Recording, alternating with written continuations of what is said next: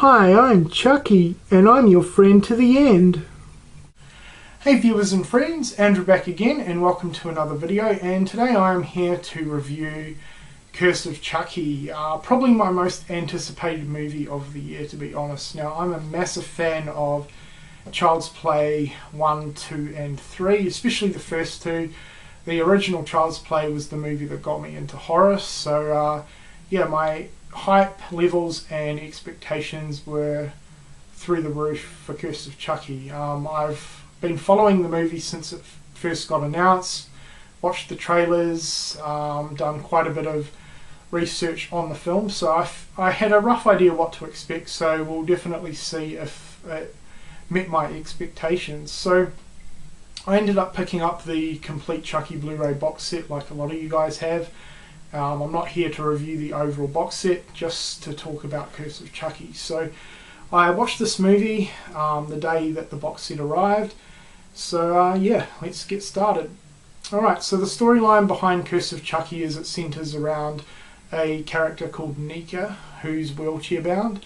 Basically, the beginning of the movie, she gets a mysterious delivery. Well, her and her mum do. It turns out to be Chucky. Something happens to the mum, she ends up dying, and the rest of the movie is about Nika and her family trying to deal and grieve over their mother's death and work out what to do with the house, whether Nika will stay there or they will sell it. So that is pretty much the storyline. There's some pretty neat plot twists throughout, which I'm not going to spoil, but the movie is fairly straightforward to follow. Alright, now my opinions and thoughts on the film. So as I said before, extremely hyped for this movie. I think I hyped myself a little bit too much, because while the movie was really good, it did not blow me away as much as I was expecting it to. Especially after hearing a lot of people's rave reviews about the movie as well. But I think that was my own doing. Hype is definitely not always a good thing when it comes to movies, especially franchises that you are a massive fan of that haven't had an edition for a while, like this one. So I think I overhyped myself. Well, I definitely did. In saying that, the positive definitely outweighs the negative. Now, there are going to be a few spoilers from now on, because I want to kind of talk in depth about the movie.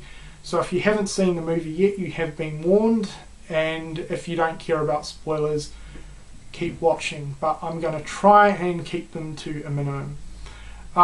First up, I do want to say my biggest concern was Chucky, how he'd looked, how he'd act. Very quickly put to rest. Chucky was absolutely amazing in this movie. Apart from a couple of scenes where he looked far too girly, he looked fantastic. He was a mixture of CGI, puppetry and a real person, and the mixture of those all worked fantastically. I was super impressed. Chucky was awesome. And he was more serious. Basically, he was very similar to the original three films, just in his persona. Very serious, pretty brutal, pretty dark character. So Chucky was awesome. The rest of the cast were fantastic. Basically, it was a completely new cast that haven't been in any previous movies, well, except for a couple of cameos, but I'm not really going to give those away. But the main cast were all new, and they were all really good, especially Nika, who was played by Brad Dourif's real-life daughter. She was fantastic. She was essentially the main character. Speaking of Brad Dourif, he was back once again to voice Chucky, which was fantastic to see. Excellent production values with the movie as well. It was extremely well shot, and they were really creative with some of the camera work within this movie, so I was super impressed. I really loved the location. The old creepy house was fantastic, and they really utilised that really well in terms of creepy, eerie atmosphere, so I really loved the setting. So yeah, very well made movie, and Chucky was awesome. The cast and characters were fantastic. However, I do have a couple of negative complaints with the movie. Maybe I'm over-analysing, nitpicking it a little bit too much, but my biggest complaint would definitely be the Alice character. She was essentially the Andy character, the little girl that basically first discovered Chucky and was the first character to find out that he was real. Now, she was fantastic in the first half. She was pretty well developed. She gave a really good performance.